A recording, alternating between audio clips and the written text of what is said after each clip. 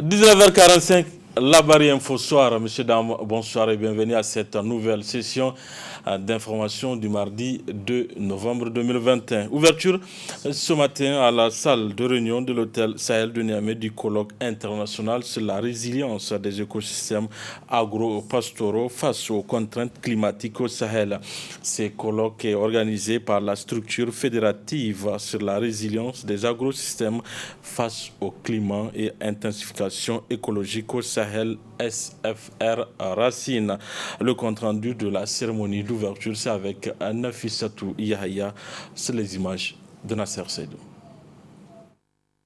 Organisé par la structure fédérative sur la résilience des agrosystèmes face au climat et intensification écologique au Sahel, SFR Racine, les échanges de ce colloque international qui a vu la participation de plusieurs chercheurs africains et européens vont permettre de statuer sur la résilience des écosystèmes agro-pastoraux face aux contraintes climatiques au Sahel. Dans le cadre de cette structure sont formulés plusieurs projets de recherche dont certains résultats seront portés tout à l'heure à votre connaissance. Il s'agit des projets suivants. Développement et promotion des innovations rurales durables et résilience dans des agrosystèmes nigériens. Adaptation, innovation et résilience. Le projet Devenir. Le deuxième projet, c'est diagnostic des systèmes des services écosystémiques et gestion durable des ressources naturelles au Niger. Projet durabilité. Risques sanitaires et résilience face aux changements climatiques et environnementaux au Sahel, le RISARCH. Et enfin, résilience des systèmes agro-pastoraux face aux contraintes climatiques, le RESA. Cette manifestation scientifique est le fruit d'une collaboration entre plusieurs institutions de recherche. L'Institut de recherche pour le développement est un institut qui se focalise sur la recherche scientifique co-construite, sur l'expertise et sur la formation à différents niveaux, master, doctorat, post-doctorat. Deux axes particuliers que je souhaite souligner qui sont en lien avec la thématique du projet de résilience des systèmes agro-pastoraux qui nous réunit aujourd'hui. Le premier, c'est que cette thématique centrale, ce projet est né il y a plusieurs années, il y a 3 ans, en lien avec l'Agence française de développement qui souhaitait appuyer l'ASFR Racine sur des thématiques qui sont chères au Niger.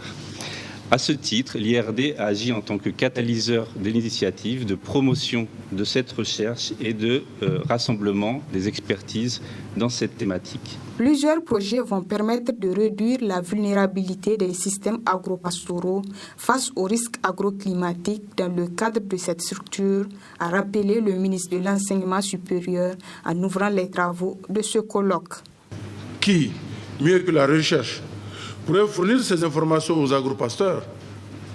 La mise en place d'un système régional d'information avec le concours de la recherche est en effet susceptible de les aider d'une part à mieux gérer leur activité et d'autre part apporter leur voix informée dans les instances de dialogue et de décision locales, nationales ou sous-régionales.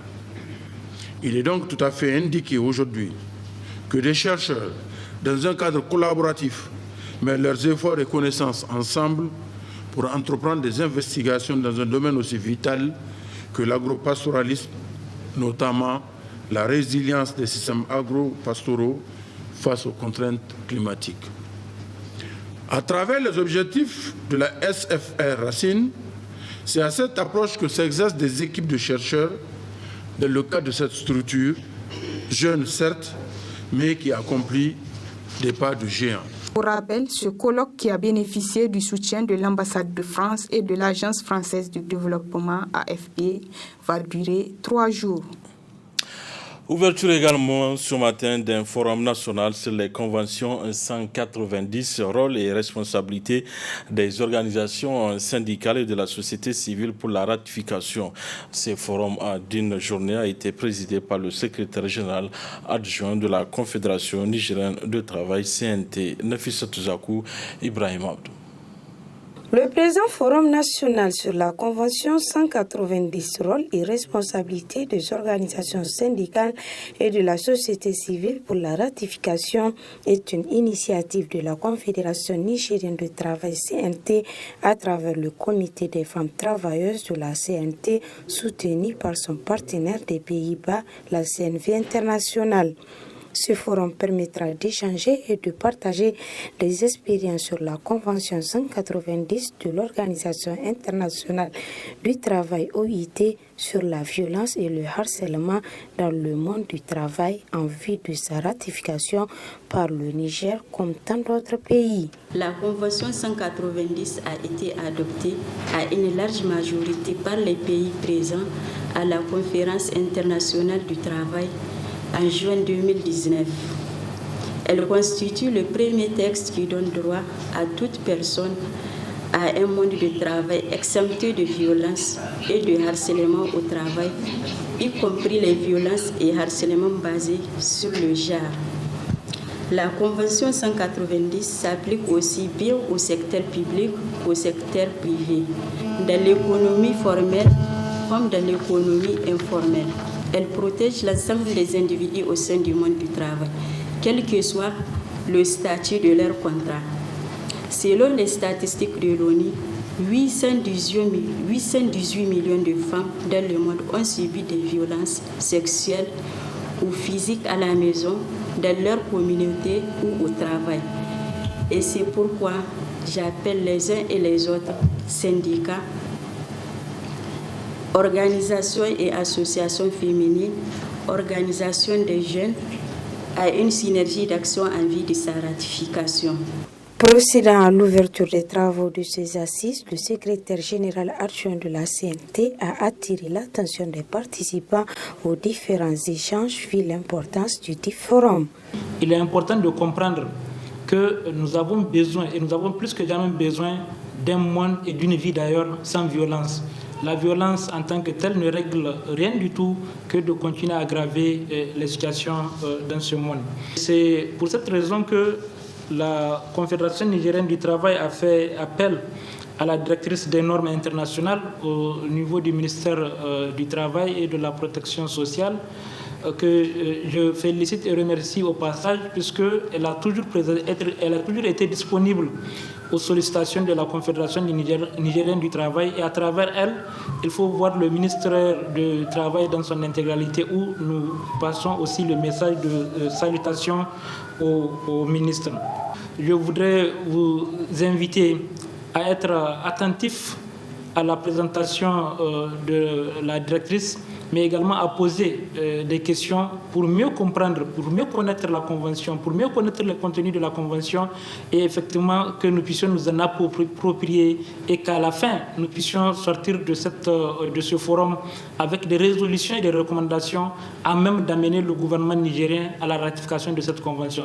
Au cours de cette rencontre d'échange et de partage sur la Convention 190 de l'OIT, une minute de silence a été observée pour le repos de l'âme de la vice-présidente du comité des jeunes de la CNT, Pouliadamou Ide, qui, de son vivant, a toujours fait montre de bravoure, de disponibilité, de courage, de professionnalisme, d'engagement dans le seul but de fournir un travail de qualité.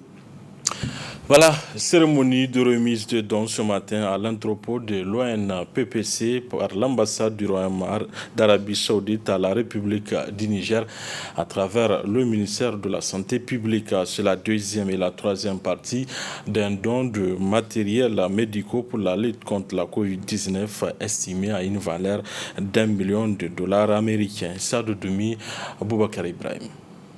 Dans le cadre de la lutte contre la maladie à coronavirus, l'ambassade du Royaume d'Arabie Saoudite vient, à travers cette signature, mettre à la disposition de la République du Niger un important lot des équipements médicaux. Il s'agit là de la deuxième et de la troisième partie d'un don qui vient en complément d'une réception de matériel respiratoire survenue en mois de mars. Composé des masques chirurgicaux et FFP2, des combinaisons, des blouses d'isolation et des gants, cette donation, selon les chargés d'affaires de l'ambassade, vise à aider l'État du Niger à faire face à la propagation de la COVID-19. Le gouvernement de la République du Niger, à travers le ministère de la Santé publique, mène d'intenses efforts couronné de succès dans le cadre de lutte contre le Covid-19 dans le but de protéger la population. Cela s'est traduit par l'instauration de plusieurs mesures et protocoles sanitaires, notamment la fermeture des frontières, le confinement, la proclamation de l'état d'urgence sanitaire pour limiter la propagation de la pandémie et circonscrire la crise sanitaire et de retourner à une vie normale. Nous sommes heureux aujourd'hui de procéder à la remise du deuxième et troisième lot de l'appui du Royaume d'Arabie Saoudite à ses frères de la République du Niger, constitués de respirateurs artificiels, appareils et consommables médicaux et autres dispositifs de lutte contre le coronavirus d'une valeur d'1 million de dollars américains. Il est à noter que les efforts d'appui du gouvernement du Royaume au Niger à travers le centre Roi Salman pour le secours et l'aide humanitaire ont permis d'aboutir à de nombreuses réalisations en 2020-2021. Assurant l'intérim du ministre de la Santé publique, Mme Sougia Mariama déclare que cette aide est venue à temps voulu, tout en rappelant que les appuis du Royaume d'Arabie Saoudite sur ce plan ont permis d'améliorer significativement le système sanitaire nigérien.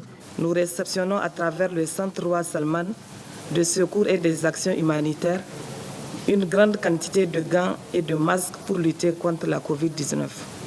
Il s'agit entre autres de 125 000 paires de gants stériles, 188 000 masques N95, 1 666 700 masques chirurgicaux, 950 000 gants à nitrite et des respirateurs. Le présent don est estimé à 1 million de dollars US. Le Niger apprécie à sa juste valeur les efforts consentis par le Royaume d'Arabie Saoudite dans le cadre du renforcement de notre système de santé.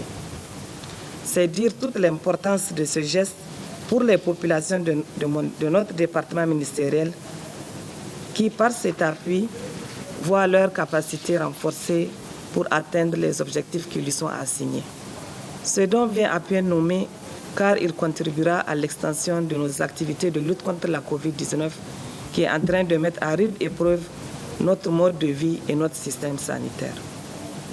Les multiples soutiens du Royaume d'Arabie Saoudite ont permis à coup sûr l'amélioration de la situation sanitaire de nos vaillantes populations. Faisant ainsi part de sa reconnaissance et de sa gratitude au nom du peuple nigérien, la représentante du ministre rassure de l'utilisation rationnelle de ce matériel pour la prise en charge totale des patients. Véritable calvaire quotidien que vivent les riverains des voies latéritiques de la ville de Niamey depuis que les autorités en charge de la ville ont décidé de faire recours à la latérite pour remblayer ces voies. Et cela menace véritablement la santé des riverains et même les usagers de ces voies. C'est dans ce reportage signé Aboubakar Ibrahim.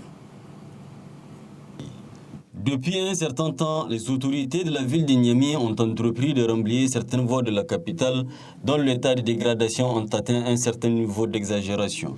Plusieurs voies, notamment du quartier Recasement, étaient concernées par cette initiative. Belle initiative pour les usagers de ces voies et grand désarroi pour les riverains qui, jour comme de nuit, sont envahis par une étendue de poussière. Vous constatez, vous êtes en train de voir la poussière, même sur les voitures, les tronçons, tout le monde.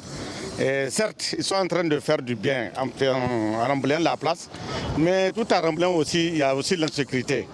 Parce que la poussière, vous savez les conséquences de la poussière quand c'est trop nocif.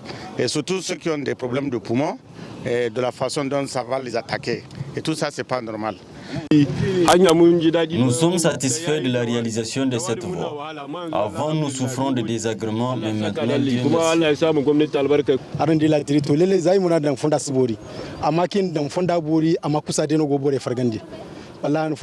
Depuis que cette voie a été remblayée, nous souffrons. La poussière nous dérange beaucoup. Parfois, c'est seulement ceux qui ont les moyens qui arrosent.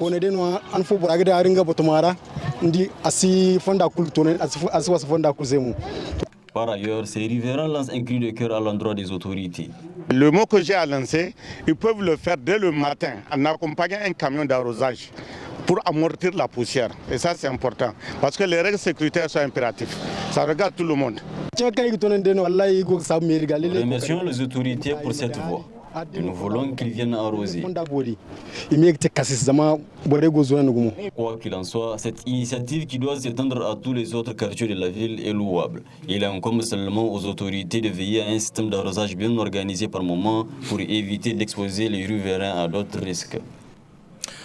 S'inquiéter de la situation de l'école et surtout faire le constat un mois après la rentrée scolaire effectuée en octobre dernier. Une de nos équipes a fait le tour de quelques écoles de la capitale à l'issue duquel le constat suivant s'est dégagé. Il s'agit de Hamza Sakou et Halidou Brema. Après un mois de la rentrée scolaire effectuée le 4 octobre dernier dans certains établissements de la capitale, à l'image du CEG Yantala, CSP El Maestro et CES France Amitié Niger, les cours vont en bon train, comme en témoignent les responsables de ces écoles. Comme vous l'avez constaté de vous-même, tout se déroule normalement ici au CEG Yantala 1. Donc, nous n'avons aucune difficulté. Le personnel enseigne hier, les enfants sont là, le cours se déroule normalement. Donc, nous n'avons aucune difficulté. De la terminale à la seconde, donc, dès 8 heures, tous étaient là, les enseignants étaient là, les élèves étaient là.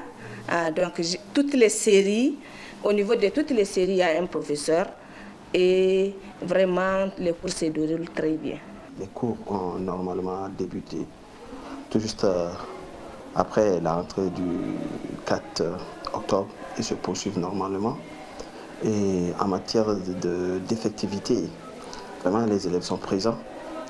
Et aussi le corps professoral, tous les professeurs sont présents. Nous n'avons pas de manquement, nous n'avons pas de problème en matière du corps professoral. Donc vraiment, nous remercions Dieu parce que tout se passe normalement au CSP El Maestro. Les cours se passent normalement, les élèves sont là et bientôt nous allons commencer les devoirs. L'occasion a été saisie pour ces responsables d'école de souhaiter la bonne marche de cette année scolaire. Dans l'intérêt de notre école, vraiment nous souhaitons qu'il y ait de l'accalmie jusqu'en fin d'année. Mais il y a des situations imprévisibles. En tout cas, si tout se déroule normalement, Inch'Allah, nous arriverons à finir le programme à tous les niveaux, pas seulement dans les classes d'examen, je dis bien à tous les niveaux et dans toutes les matières. En dehors des intempéries qui peuvent survenir et qu'on ne peut pas prévoir, on ne sait pas, on ne sait jamais et on ne le souhaite pas. Donc, en dehors de ça, tout peut aller bien parce que tous sont dégourdis, y compris les enseignants et les élèves. Avec cette allure, on va finir bien le programme. Parce que s'il n'y a pas de trouble, s'il n'y a pas des mots d'ordre par-ci, par-là, de la part de l'USN, nous pourrons finir le programme à temps. Il est important que tous les acteurs de l'éducation s'y mettent pour que cette année soit une année de réussite pour tous. Du 29 au 31 octobre s'est tenu le festival Rayon d'Afrique, un cadre d'échange et d'apprentissage pour beaucoup d'artistes, afin d'exprimer leur créativité. Des détails avec Madame Sani Fatouma dans cet élément du studio Kalongo. Notre résidence d'artistes a duré 3 semaines.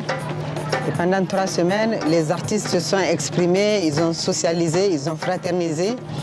Ils ont reçu de la formation, ils ont créé des œuvres. Ils ont créé 140 œuvres au total, des œuvres qui sont très belles, qui suscitent de l'émotion, de la passion, et montrer à la face du public que nos artistes sont des artistes émérites. Le thème de notre festival, c'est jeunesse et responsabilité. Donc, sur la base de ce thème-là, chacun a fait des créations et vous verrez, elles sont toutes différentes. Il y en a qui sont du figuratif, il y en a qui sont de l'impressionnisme, il y en a qui sont de l'abstrait. Chacun s'est exprimé comme il le pouvait. Et je me dis, ils ont un génie créateur que moi, je n'ai pas. Ce que je sais faire, moi, c'est de la promotion et eux, ils créent. Toutes les œuvres qui ont été produites sont en vente et le produit de la vente va être affecté à un orphelinat qui s'appelle Aden. Donc j'espère qu'elles vont être toutes vendues et que nous allons pouvoir amener une contribution substantielle à cette orphelinat. Voilà, messieurs, dames, c'est tout pour ce 19h45 de la télévision Labari. Merci à vous de l'avoir suivi. Au revoir.